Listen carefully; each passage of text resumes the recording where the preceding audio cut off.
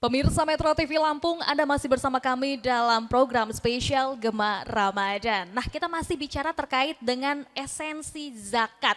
Tadi sudah disampaikan oleh Bapak Lukman, perbedaan antara zakat, infak, dan juga sodakoh. Nah, tentunya ya Pak, semuanya itu bernilai baik dan niatnya juga baik. Tapi tetap harus jelas akadnya seperti apa. Banyak dari masyarakat kita tadi Bapak sampaikan, wah royal sekali ya Pak ya, dermawan.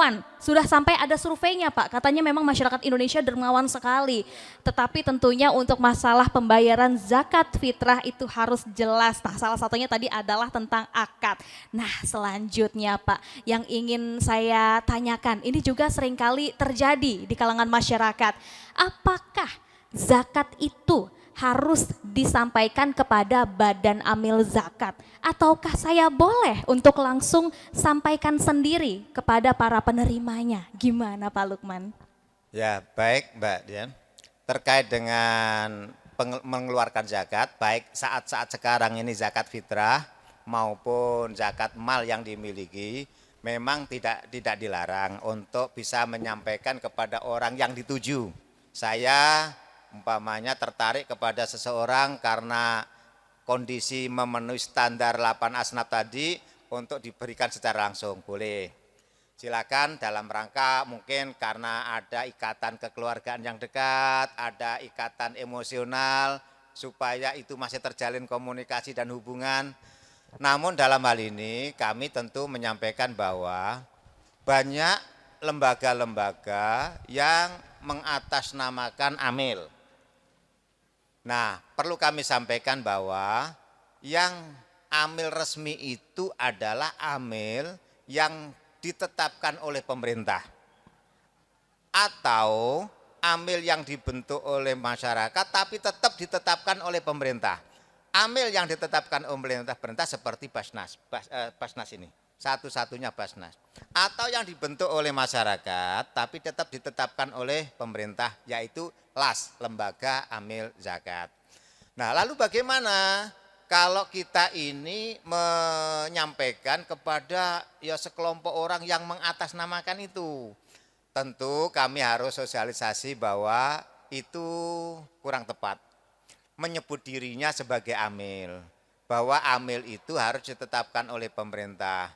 Maka di dalamnya nanti punya tugas perencanaan, pengumpulan, pendistribusian, pendayagunaan, dan sampai nanti kepada pelaporan. Itu tugas-tugas kami. Bahwa di sana dipercaya untuk mengelola.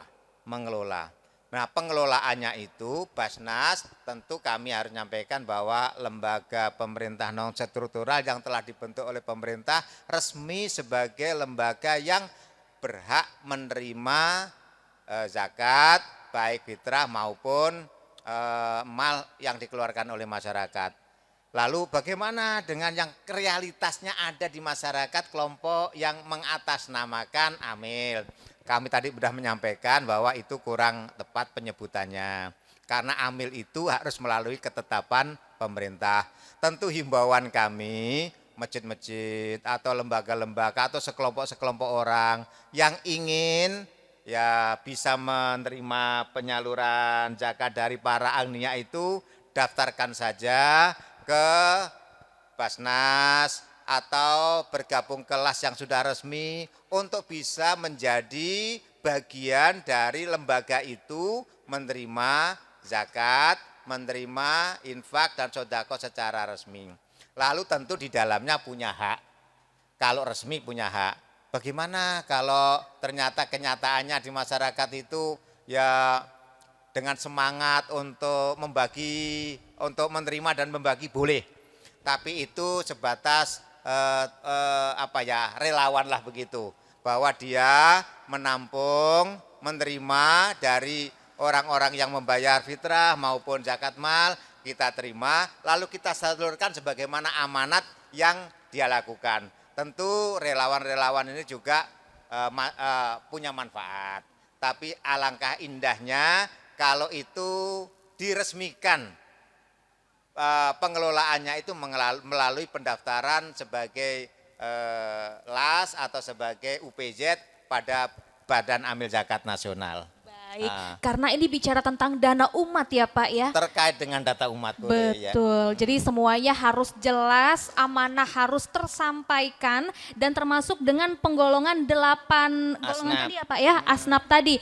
Penting sekali untuk kita mengetahui siapa saja yang memang mendapatkan kewajiban dan juga mendapatkan hak untuk menerima zakat. Boleh Pak disampaikan, mungkin dari kita juga banyak yang masih bingung siapa saja sih 8 asnaf itu dan bagaimana penggolongannya. Oh boleh ya, jadi karena itu tersebut di dalam Al-Quran, maka itu 8 asnaf tadi itu penyebutannya, penggolongannya pasti. Jadi orang yang boleh menerima zakat kalau kita punya uang senilai 85 gram emas dalam 1 tahun, kita keluarkan 2,5%-nya, maka 2,5%-nya itu setelah kita sisihkan, kita kasihkanlah kepada orang yang berhak menerima sebagaimana yang telah disebut dalam Al-Quran. Ya fakir miskin, ya ada bahasa Al-Qur'annya itu rikob, gorim, ibnu sabil, sabilillah, dan amil. Ya kalau diterjemahkan, kalau fakir miskin ya normal, ada namanya budak, ada orang yang punya berhutang untuk jalan Allah, untuk orang dalam musafir perjalanan, orang yang berjuang di jalan Allah, dan tentu amil itu sendiri. Nah ini sah menurut agama, boleh menerima bagian dari zakat yang telah dikeluarkan para agniya tadi. Jadi bagaimana kalau umpama kita ini tidak masuk dalam kelompok itu? Kalau itu zakat ya harus ditolak.